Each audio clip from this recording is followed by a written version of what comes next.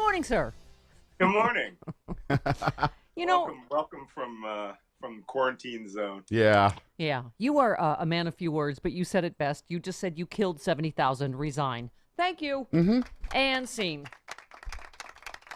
It was And about the government is hiding information that we're going to have a 9/11 a day while urging reopening. What do you call that, Malcolm? I like the one where they said we have 16,000 Benghazis a day.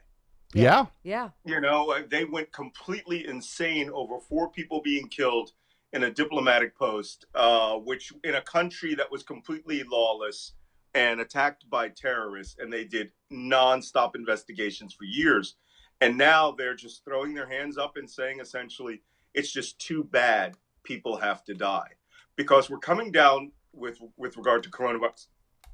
We're coming down to the fact that Donald Trump has adopted, as of yesterday, or maybe has been planning it sometime, that they are just going to open the country and they're secretly working on trying the herd immunity Yeah.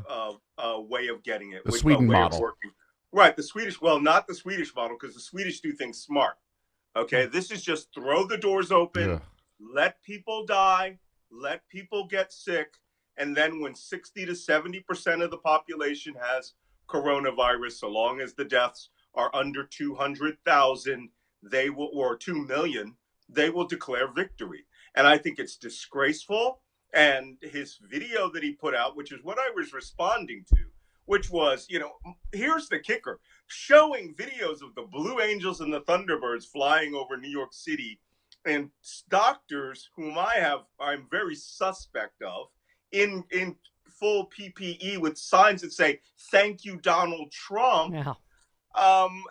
And he's essentially, that was his mission accomplished moment. So now they're going to disband the pandemic team. And what we're seeing is that New York State, where I'm at, New York State's coronavirus is on the way down. We're somewhere around the same death rate as around March 25th, which was a disaster. Yeah. On March 25th. Yeah. And now if you remove New York City and Los Angeles and Washington State, the United States is skyrocketing in cases of coronavirus. So this is insane. I mean, when I was in the service, you know me, my job was to call out BS. Yes. And to tell you to your face, I don't care what your rank is, I recalibrate stupid. This stupid can't be recalibrated. The only way that they are going to understand the severity of this is when Donald Trump starts doing rallies and he gets coronavirus, or when Melania gets coronavirus. God forbid any of them get coronavirus. I don't want any American citizen sick or dying from this anymore. Yeah. But you have to take it seriously. Well, Malcolm, and by the way, we should say, first of all, it's not going well in Sweden. And secondly, they have, health care. They have social safety net stuff in place. I mean, it's such a bad comparison, but it's not going great. And the fact that all the factors we have here, this is just a disaster. I mean, by the way, you tweeted about someone's like, oh, this committee Pelosi set up is just another impeachment committee, and you said, awesome, wish it were true. Yeah, and the question was, can we impeach him again because of incompetence and negligence? And I'm sorry, I'm on that train.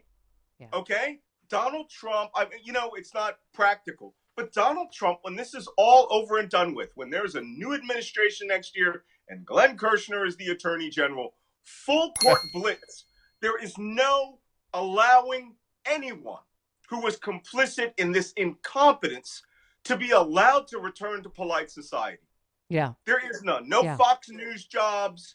We need to hold people criminally responsible. And to be honest, I think the lawsuits, 70,000 individual or by that time, a couple of 100,000 lawsuits for negligence needs to be filed. I've said that before. The mesothelioma lawyers are going completely out of business. And I just came back from a trip. I had to take critical travel down to South Carolina, where I saw one person, right? I avoided every other person and stopped at gas stations with gloves. That was it.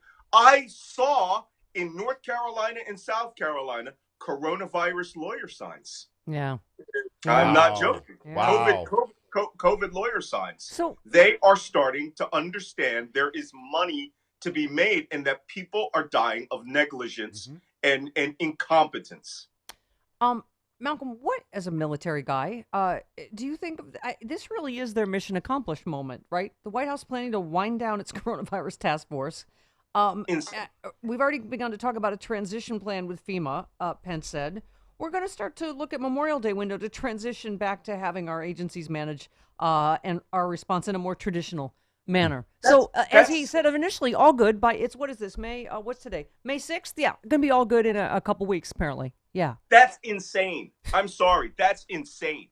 And I don't know. Look, I'm speaking to all of those. If any of you have relatives who are at the Joint Chiefs of Staff or who are in these senior positions, this is the time. You had better stand up and say, I'm sorry.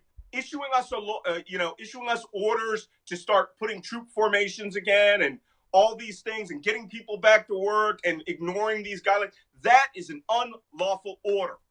Okay. Yeah. Donald Trump is essentially deciding he will send people to their deaths. And you know what? I know every once in a couple of weeks I come out here and I start saying, you guys need to start hashtagging. You know, the only way that you get your message through is if it trends #1 on Twitter. Yeah. Right? Yeah. And I mean, it is time to hold him accountable. Trump must resign, but he won't. Trump must be held accountable. Trump is responsible for these deaths. He was responsible the moment he said we have only 15 people sick and it'll be down to 0. Done. Incompetence executed. And so every death after that was a preventable death. How about, once again, as someone who served, it's just the unmitigated gall of this coward who had his daddy's doctor write him a note to get out of actually serving, telling the American people, you're warriors now. We're all signed up to die in his unnecessary war that is just a completely preventable health crisis. No, if you've seen that video he put out yesterday, Donald Trump, complete success, prevented, he is going with if it wasn't 2 million dead, I saved the lives of everyone in his video. And this whole stand up for America, and we've defeated this thing. And now he's going to declare liberty and justice for everybody.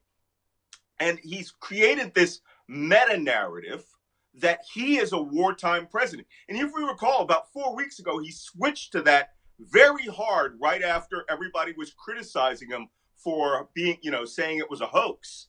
And then somebody told him, no, embrace this, call yourself a wartime president, say you're going to take tens of thousands of losses and be a commander in chief.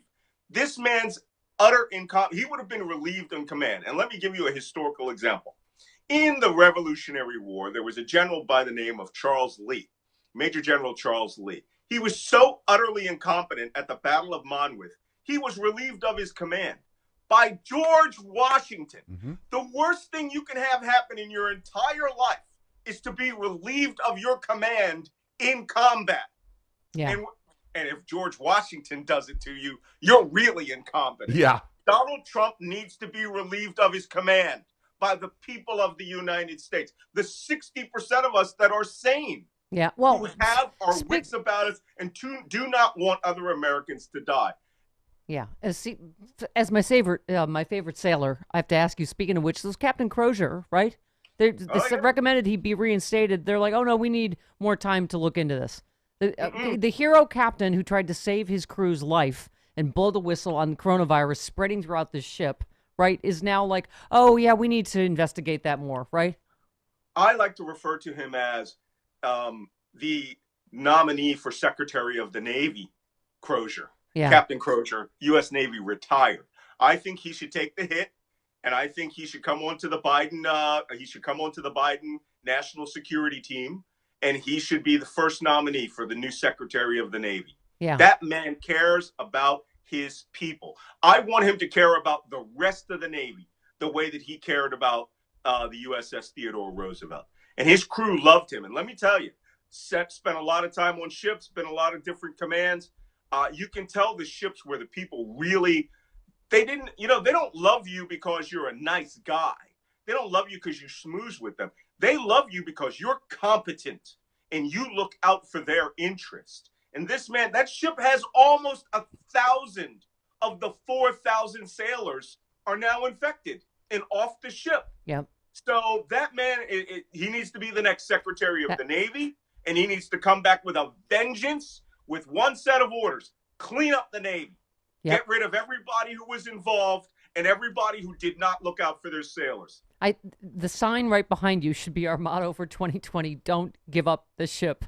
Don't give up the ship. It's flying above my house. Because, by the way, let's begin and end where we always do with you, with Russia. So they are not working with every other country in the world, financially and otherwise, to help get a vaccine. Because obviously, as any expert would say, this vaccine needs to be everywhere. It needs everyone in the world needs to be vaccinated, not just the rich countries where it goes to the highest bidder, or this is never going to end. So guess us and Russia are the only countries not involved with the international effort with the World Health Organization. Right. Trump's over here trying to Operation Warp Speed, spending billions of taxpayer dollars, rushing a vaccine that, producing billions of doses that they won't even know if it works yet, right? And and you know who's going to come up with that vaccine? It'll be like Tunisia.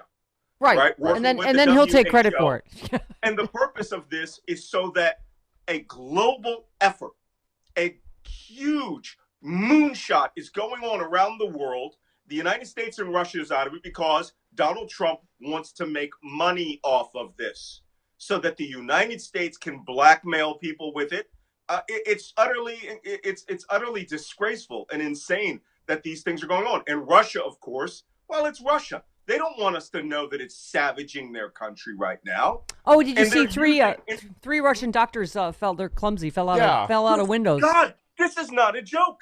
This is not a joke. I wrote, by the way, Plot to Betray America is out in paperback. Really, you should read this book. Yeah. Because there's an entire section in it. We put in an appendix of people falling out of windows and people who were dying. People that were getting too chatty about not having PPE in hospitals in Russia. I mean, this is not a joke. They have a campaign, SMERSH, Death Despised. They are literally using falling out a window as the way to stop information flow of people who get a little too mouthy for Vladimir Putin. When they don't just like you, they let the mafia come up and kill you. When they want to make a point, you fall out a window or you have a timely heart attack. And here our version is you get fired if you're a whistleblower or you can't testify to Congress. Dr. Fauci better be careful around windows. But all those are dang laws.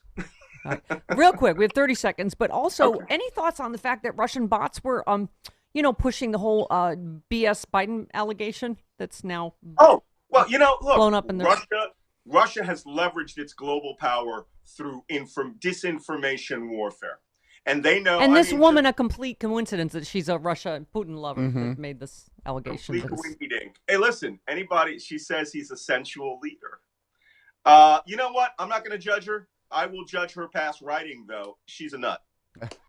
There you go. All right. Thank you, Malcolm. Love you. You're awesome, Malcolm. Stay safe. Bye, Don't give up the ship. Thank you. Love you. Bye. Goodbye, sailor. 48 minutes.